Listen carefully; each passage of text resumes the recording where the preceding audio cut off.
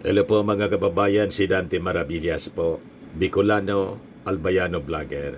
So ngayon, pag-usapan natin yung paghuli sa isang pugante na dating congressman, si Arnie Tevez, na nagtago for almost 2 years sa Timor-Leste.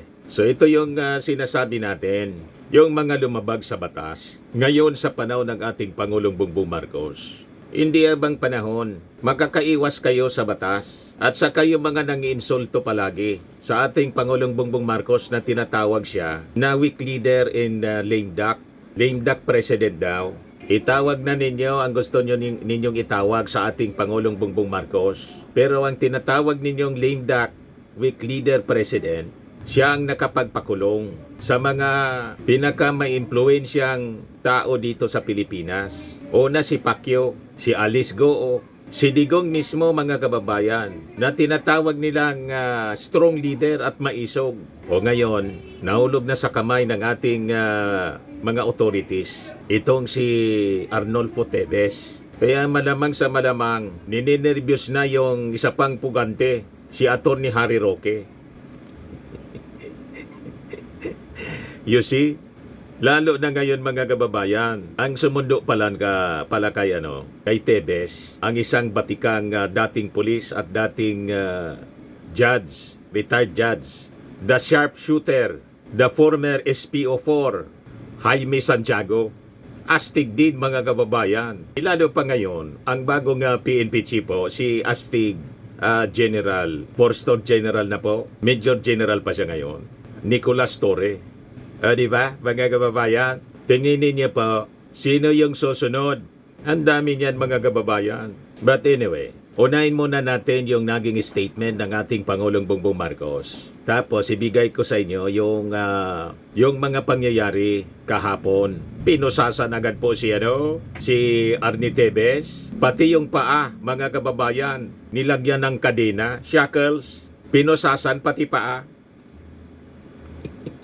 Para hindi po makatakas. Mamaya, ipakita ko po sa inyo yung mga pangyayari po doon sa East Timor. Ito muna yung naging statement ng ating Pangulo kagabi.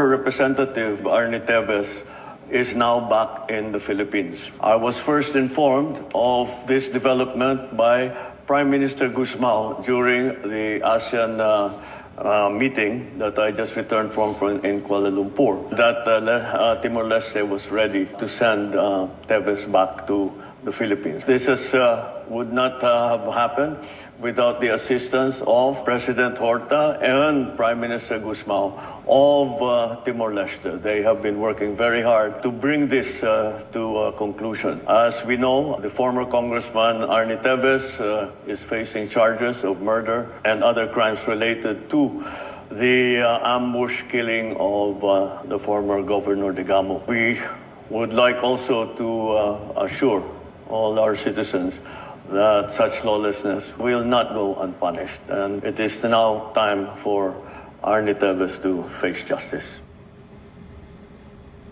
Yan po ang bagong Pilipinas. Walang puwang ang mga kriminal at mga otak kriminal. And one at a time, one by one mga kababayan, itong mga nagkasala po will be brought to justice. So nakita ninyo ang pagkakaiba ng administrasyon ng ating Pangulong Bongbong Marcos. Ang mga suspected criminals po, ang mga akusado, hinuhuli ng buhay, walang tukhang, bloodless, maayos po. You see, sinusunod ang batas mga kababayan. At ito yung Pangulo na nilalait, iniinsulto, nang sabi nila, lame duck president.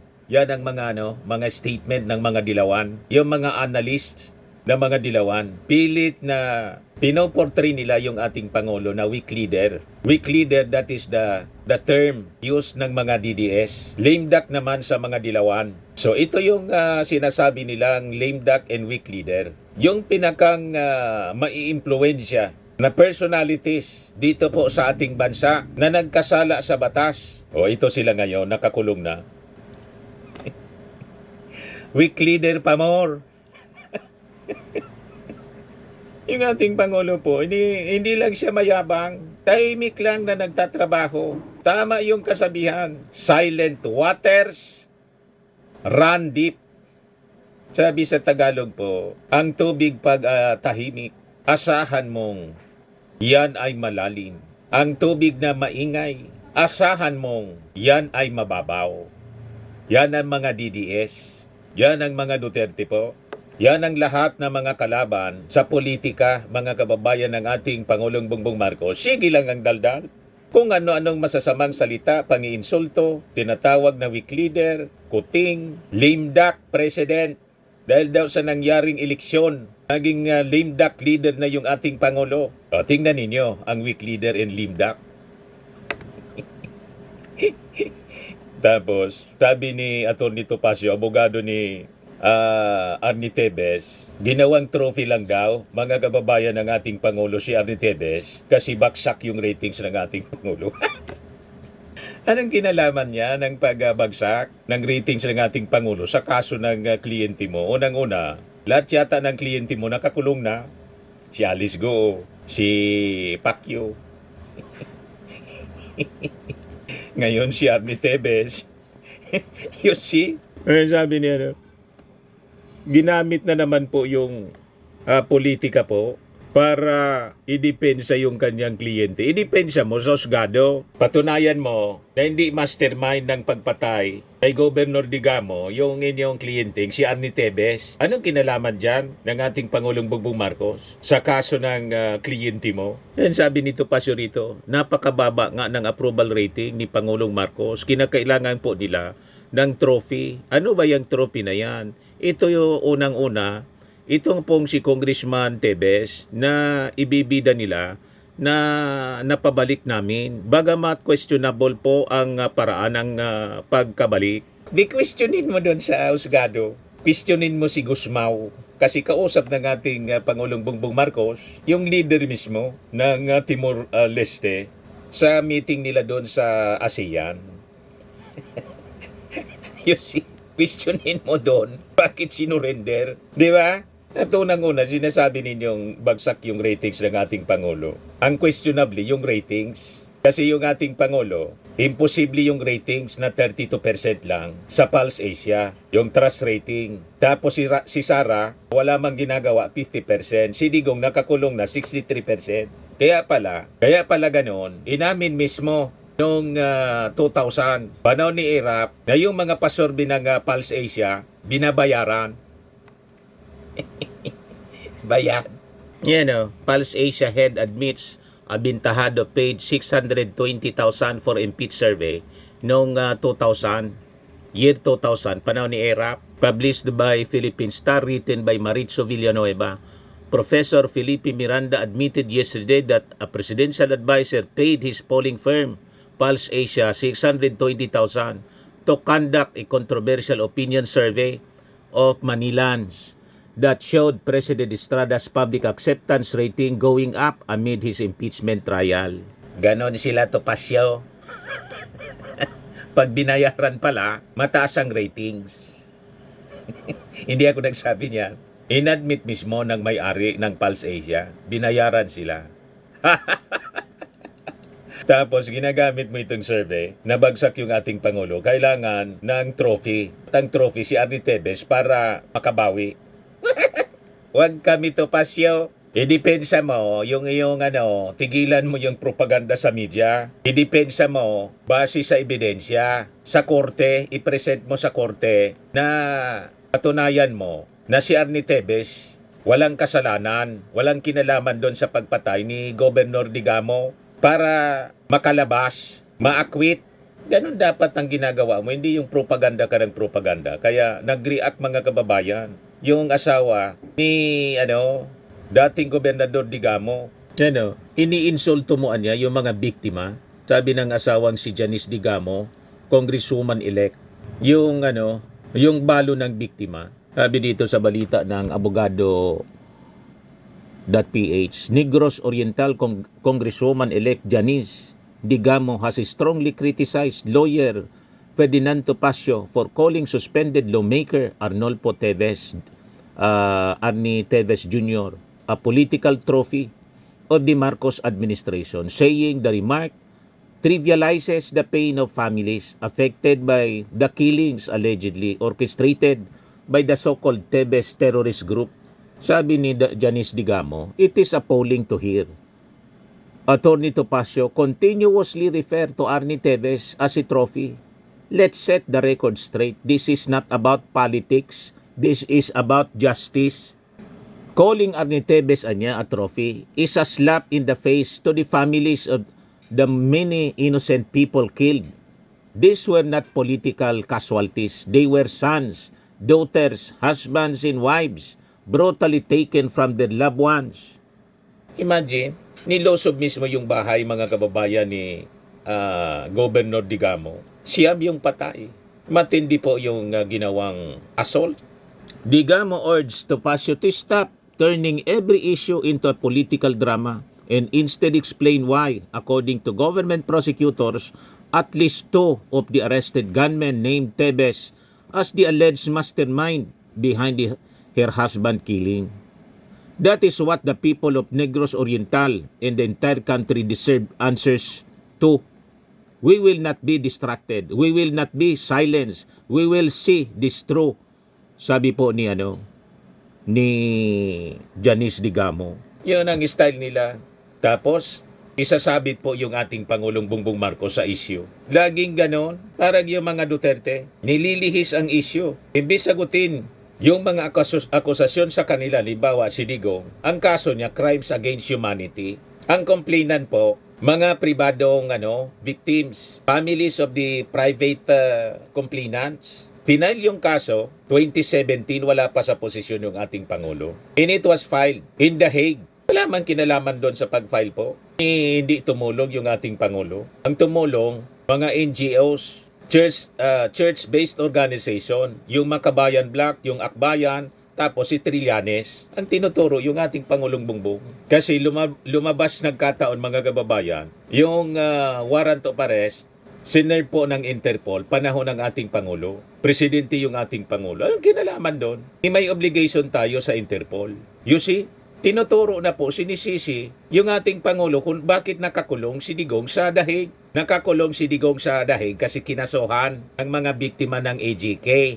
Anong kinalaman doon ng ating Pangulong Bongbong? In like manner sa impeachment trial, sa impeachment ni Sara Duterte, si Sara yung nagbanta na ipapatay yung ating Pangulo, si First Lady, tapos si Martin Romualdez. Kaya siya na-impeach. Si Sara ang gumastos ng confidential funds na hindi maipaliwanag yung mga chichirya, pati pangalan ngayon ng mga senador na damay na, pati congressman. Pagkatapos, isisisi mo sa ating Pangulong Bongbong Marcos. Bakit? Yung Pangulo ba yung nagsabi, gastusin mo ito sa chichirya? Yung Pangulo ba, yung nagpo sa kanya na bantaan siya mismo? Di ba lahat ito, ginawa ni Sara on her own volition? Pagkatapos ituturo ninyo, sisisihin ninyo sa mga trouble ninyo, kinakarap ninyong kaso, yung ating Pangulong Bongbong, ganun din si Ari Roque. Pilit ninyong nililihis yung issue. Kaya sabi ni DOJ Secretary Boyeng Rimulya, na na-retain ang ating Pangulo na siguradong masamang-masama ang loob ng mga DDS kasi gusto nilang matanggal si Boyeng Rimulya, si John Vic Rimulya, pati si General Torre. Si General Torre po na-promote pa, PNP chief na ngayon. Yung magkapatid na Rimulya po, retained. Ang natanggal po, mga kababayan, sa latest trans ng revamp, si Medardo Guevara, tao ni Digong. Pinalitan mga kababayan, ang pumalit na pakagaling na Solgen or Solgen. Ayan po, bagong Solgen. Attorney Darlene Marie Berbirabe, Dean of the University of the Philippines College of Law and former CEO ng Pag-ibig Fund. Tapos na-retain yung mga kinakainis nila na mga secretaries. The Rimulya Brothers and Sigibo Chodoro. You see, mga kababayan, kaya masamang-masama ang loob ng mga DDS ngayon po. Lalo na appoint si General Torre, Nicolas Torre, PNP Chief. Ngayon, dito tayo sa naging statement ni DOJ Secretary Rimulya. Ayan, Boeing warns fugitives after Teves deportation. The long arm of the law will catch you. Umanda ka na, Atty. Harry Roque. You're next in line. At malamang may kalbo. With General Torre, mga kababayan, yung ICC warrant of arrest pa naman, laging secret yun. Mag-enjoy na kayo. Si Bato, si Bongo, pati si Sara Duterte, mag-enjoy lang kayo. At ituloy ninyo ang mga attacks, di ba? At paninira sa ating administrasyon. Ituloy lang ninyo. Itodo na ninyo. Yan ang challenge natin. Itodo ninyo. Yes, sabi ni Boying, hindi ho kami tumitigil. Hindi ho tumitigil ang trabaho ng DOJ. Marami pa ho tayong kasong pinag-aralan at pinupurso. Malinaw po ang mensahe ni Boying Rimulya. Marami pa at mga kilalang tao. Influential. Marami pang pinupursong kaso. Tingin ninyo, sino-sino ito? Sino-sinong mga personalities, mga kababayan? Parehas na niya, Mr. Maravillas, yung nasa isip natin. Your guess is as good as mine. Ano? Marami pa ho tayong kasong pinag-aralan at pinupurso, hinahabol at hindi ho tayo titigil sapagkat ito po'y pangangailangan ng taong bayan na magkaroon ng hustisya para naman ang bansa mismo na minamahal nila ay magmamahal din sa kanila. Rimulya said Teves will undergo standard booking procedures upon arrival, including medical check-ups and fingerprinting before being presented to court for arraignment. O ito si NBI Director Santiago. Kagabi, yung kanyang statement po. Kasi si Teves ay nag-request na tanggalin na lang yung posas. Bakit kinailangan pa rin po natin siyang posasan? Yes, yun ang protocol. Nung itayo sa atin ng Timor-Leste authorities, nakaposa siya at pati sa tahan nakaposa. So, hindi naman tayo masyadong turuin. Pinusasan lang natin siya sa kamay. But that is protocol. Talagang gano'n. Pagka ang tao ay arestado, kailangan nakaposa. Sir, pagdating sa Maynila, anong gagawin niya sa FBI office? Yung process na, booking, yung mugshot, and then, medical, siyempre. Sabi niya nga sa akin, marami niyang gamot na iwan dito. So, magkukonsult siya uli sa aming doktor, sabihin niya kung ano nararamdaman niya, titignan siya ng doktor, bago namin siya i-turn over sa aming detention facility. So, mamibigyan naman siya ng mga gamot na naiwan niya. Sir, yun po yung gagawin natin sa FBI. Yes. So, ibigay natin yung harapan-tapan sa kanya.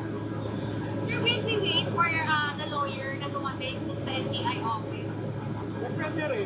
Pwede rin na pinasahan namin siya ng Miranda rights at sinabi namin na pwede niyang kumuha siya ng abogado na piling niya. So, kung sabihin niya na pwede ba bago niyo ko dali sa detention na antayin ko yung lawyer ko dito, pwede po yun. Magbibigyan natin. Yung mga ganun bagay, hindi nakaka-apekto yun sa kanyang criminal itong hinaharap niya.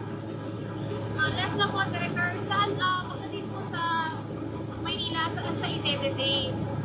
Ayun nga, sa aming detention, NBI Detention Center, yung NBI Detention Center ay nasa Puhol.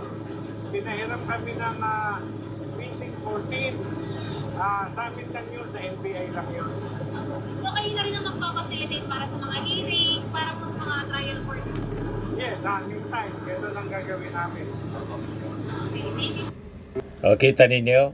Binasahan ng Miranda rights. Yan sa panahon ng ating Pangulong Bongbong Marcos. Si Digong binasahan ng Miranda rights ni General Torre. Panahon ni Digong po, wala nang basa-basa ng Miranda rights. Ang binabasa po, responsorial sum sa patay.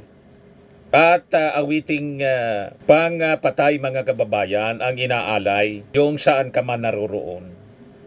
You see? Kasi Yung mga suspects, wala nang pagkakataon to defend themselves in court. Kasi na-AJK na po. Yan ang pagkakaiba sa Marcos administration. Binibigyan ng pagkakataon to defend themselves in court. Binibigyan ng due process. O si Arnie Teves, binibigyan ng due process. Si Pacquiao, binibigyan ng due process. Si Alice Goo, binibigyan ng due process. Si Digong sa Dahig, binibigyan ng due process. At pag nahuli itong si Attorney Harry Roque, ganun din ang ibibigay sa kanya. Due process. Nakita ninyo? Pagkatapos galit kayo kay President BBM, tapos tinatawag pa ninyong weak leader, lame duck president. Saan ka nakakitang weak leader, lame duck president na yung maisog na leader sinurrender sa ICC? Yung mga kilala, influensyang personalities tulad ni Pacquiao, ni Alice Goo, o ngayon si Arnie Teves, nasa hawla na ngayon. Itawag na ninyo ang gusto ninyong itawag sa ating Pangulong Bongbong Marcos. Pero yung ating Pangulong Bongbong Marcos lang ang nakagawa ng ganyan. Weak leader lang yan. O diba? At marami pang susunod. Sabi ni Boying Rimulya, marami pa niya na mga kaso na pinoporso namin sa DOJ. Ano nangyari, mga kababayan doon sa ano? Pinato pa. Very humane yung pagtrato. Pinusasan kasi standard operating na procedure siya. Pero doon po sa ano, doon sa East Timor, sa Timor-Leste po, hindi lang po pusa sa kamay yung ginawa ng mga authorities doon kay Arnie Teves. Pati yung paa, kinadinahan po. May shackles. Ayan po. May kadina po. Kinadinahan yung paa, tapos nakapusas ng i-turnover ng Timor-Leste Police sa ating mga members ng NBI. Yan tingnan niyo po ito, mga kababayan, nakuha ng PTB4. Yan. Tingnan niyo yung paa ni Teves. Yan May kadena siya. Mga kababayan, nilagyan ng kadena. Hindi lang yung kamay yung nakapusas, mga kababayan.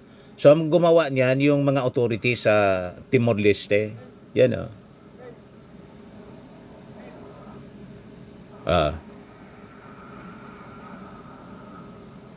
walang audio. Andali lang. Ipapakita yung paa niya. Maya-maya, mga kababayan. Medyo may audio na. May distansya kasi siya, kaya ayan.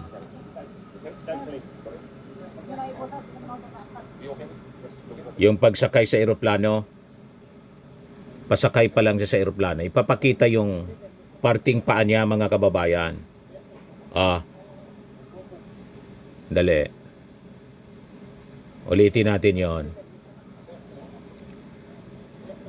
Ayan nakakadina po siya. Pati sa paa. Kinadina po. Yan. Ang nagkadina niyan, hindi po yung NBI kasi hindi pa na ito-turn over. Ito-turn over pa lang po. Yan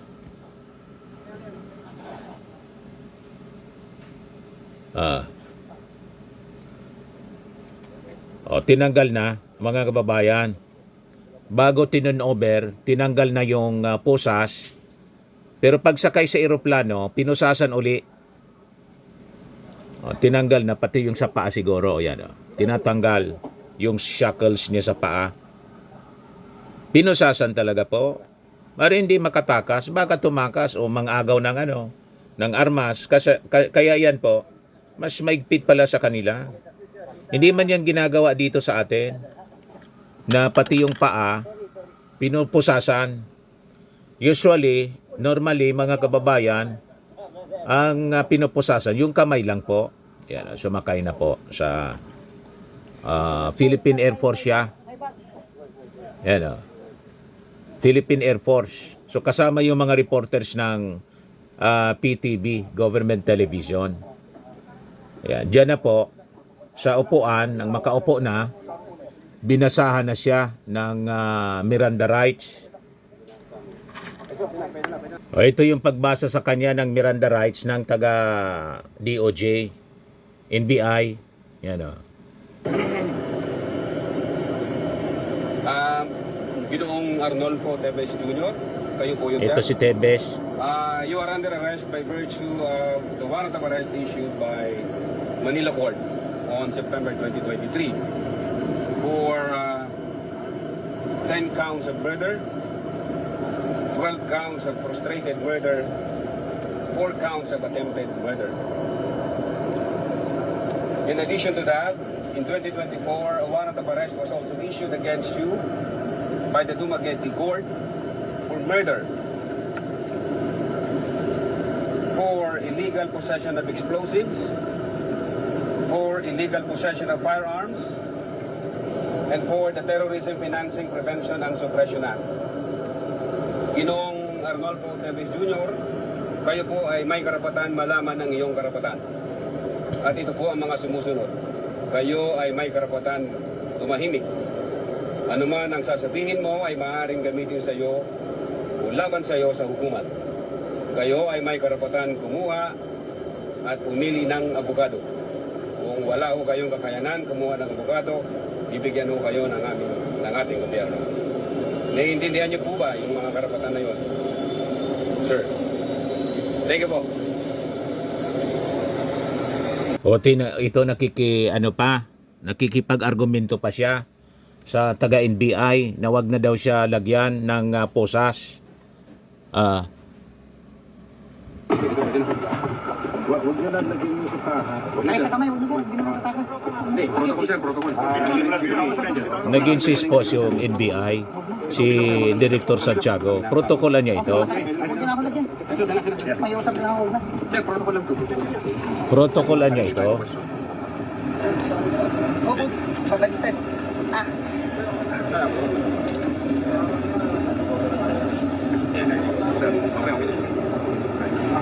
kailangan ko yung ano ko, yung tubig ko. Sige, sige sir, sandali. Bibigyan ko sir. Chef, sabay na natin yan. Hindi mo lang ko by force. Kailan nyo sir? 2 days po? 2 days po? Alam mo, wala ko kung ako kasali lang. Tama lang. Sir, tahan lang sir. Sige, sir. Sir, mamaya na, mamaya na. Okay, sir, so, set naman sa atin namin sa iyo yung warang mo sa Pilipinas. Okay, please. Ayaw sana magpapusas, iprotokolan niya ito. At isa pa, iba ka manlaban po, biglang mangagaw po ng armas habang nasa eroplano at stage mismo yung nasa tabi niya, si Director Jaime Santiago. Di ba po? Hindi papayag si Director Santiago, dating pulis yan, sharpshooter, at dating judge, mga kababayan. Hindi siya palalamang. Kaya magalang pa rin yung ating mga authorities. Nirespeto ang mga karapatan ng akusado. Binasahan ng Miranda rights. Panahon ni Digong po, ang binabasa na po na may kasamang awit sa patay kasi na AJK na po. At ang binabasa po, responsorial sum sa patay. Yan ang pagkakaiba, mga kababayan. Pagkatapos, nagagalit kayo sa ating Pangulong Bongbong Marcos na binabansagan pa ninyo, tinutuya ninyo, nilalait ninyo na isang weak leader, lame duck president. Saan ka nakakitang weak leader, lame duck president na yung mga pinakang celebrated case at mga kilala, ma-influensyang personalities nasa hawla na ngayon? Si Alice Goo, si Pacquiao, si Digong, ngayon po si Tebes. At susunod na po, sino yung gusto ninyong isunod? I-post ninyo yung inyong mga comments. Sino ang gusto ninyong isunod? Ito na yung mugshot, mga kababayan ni Arnie Tebes. Yes, sabi ng ating Pangulo, Tebes should now face the music. It is now time for Mr. Tebes to face justice. Ito na yung booking proceedings. Yan sabi sa report ng Manila Bulletin. Look, former Negros Oriental Representative Arnolfo Arnie Tevez Jr. is facing multiple charges. Underwent booking proceedings at the NBI headquarters in Pasay City on Friday, May 30. O ito yung interview, mga kababayan, kay NBI Director Jaime Santiago. Tuloy, hindi na po tuloy yung pagdala sa kanya sa NBP ngayong araw. Tomorrow morning na lang, gabi na, kailangan makapagpahinga na yung mga tao, pati si Kong Army. Tatapusin muna namin itong procedure, medical niya, yung booking, yung mugshot, tatapusin na namin dito, and then we will have it, mag-rest muna siya. No, bigyan namin siya ng umutunan, and then early in the morning, pagtapos na lahat ito, we will proceed to detention center. Dito na po siya matutulog sa 9th floor, sir? Dito. Dito mismo? Dito. Okay. May sopa naman, bigyan na lang namin siya ng kumot at unan. Anyway, the lawyer, the mother is already here. Makakapag-usap sila. Pwede po sila magstay, yung lawyer and mother, for the night? No. Mag-usap lang sila, and then kailangan makapagpahinga rin yung tao. Okay, thank you. May hirit pa kayo mga DDS? Weak leader? Di weak leader? Ano ngayon mga dilawan? Lame duck president ba yung ating Pangulong Bongbong Marcos? O di lame duck president. Basta yung mga pinakang matitinding pugante, mga pinakang maimpluwensyang tao na naka-commit ng krimen, nasa hawla na ngayon. Courtesy ng weak leader, lame duck president. O di ba po? Pero walang namamatay. May due process. Walang dumadanak na dugo. Yan ang totoong hustisya. May pagrespeto sa due process, mga kababayan. Exciting ang mga susunod na araw. Lalo na ang bagong PNP chief, si General Astig Nicolas Torre. Ayos, yung NBI chief natin, si dating SPO4 Jaime Santiago, sharpshooter, astig din. Lahat ng astig nandyan na sa administrasyon ng ating Pangulong Bongbong Marcos.